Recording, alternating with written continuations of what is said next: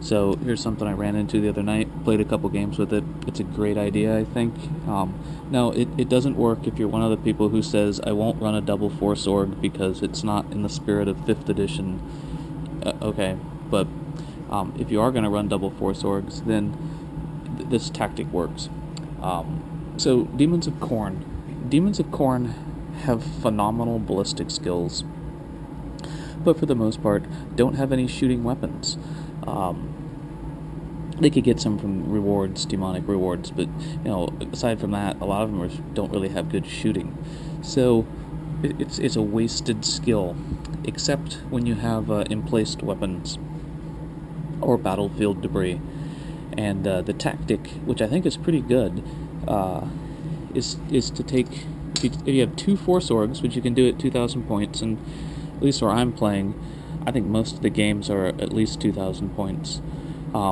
So if you're taking even 1 unit of Khorne Daemons, it's bloodletters, and this is a herald. He's the quote free herald. It comes with the skull cannon. So, but we'll use him as an example. So a herald of Khorne is better than a bloodletter, but bloodletters do pretty good at this. You buy the Aegis line, and you can put a unit of demons behind it. And when you buy the Aegis line, take the quad cannon or the Icarus las cannon, and you attach it to that line. And then, by the way the rules are written, on your second force org, buy another Aegis line. And as long as your Aegis lines are 3 inches, well, anything more than 3 inches apart, you can put them down. The fortification rule says that all fortifications must be 3 inches apart and fully in your deployment zone. So no problem, because you can put another emplaced weapon there. So put your Icarus las cannon on one, put your quad cannon on another, or 2 quad cannons or 2 Icarus las cannons, whatever you're going to do. And if you do this, a squad of 10 bloodletters, which is the minimum squad size, easily can expand between, it's 3 inches, it's about 3 inches right there. You can easily run 10 guys between those 2 Aegis lines, and they can man both weapons. And then you've got a squad which, should someone assault them, they'll probably win unless they're going up against Terminators. They're going to get a good armor, well, they don't get a good armor save, but they get a good cover save from the Aegis line, and they have a 5 ballistic skill, or if you're using a herald, they have a 7 ballistic skill.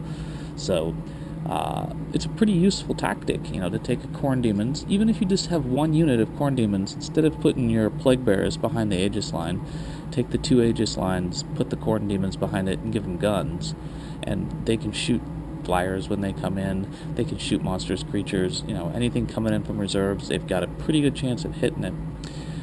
Now, there's one confusing issue. So the interceptor rule allows you to fire at something that comes in from reserve, and that's pretty standard. Everyone knows this. Well, if I've got a bloodletter here and a bloodletter on this other Aegis line, when something comes in from reserve, can they choose to fire at 2 different reserve units? Because the rules usually aren't written for a single unit to have 2 interceptor weapons that fire separately. It's just not clear. I think the answer is yes, but maybe GW will change their mind about that and say, if a unit has to fire at one target with interceptor weapons, or choose not to fire one of those 2 weapons.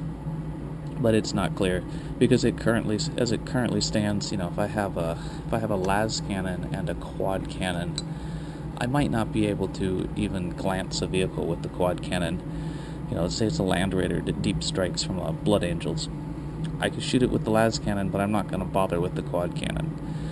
But let's say Land Raider came in and Land Speeder, little jet flyer things, not flyers, but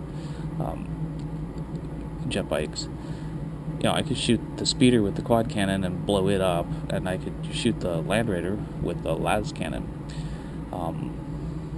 And the rule really is unclear whether you can do that, from what I can tell.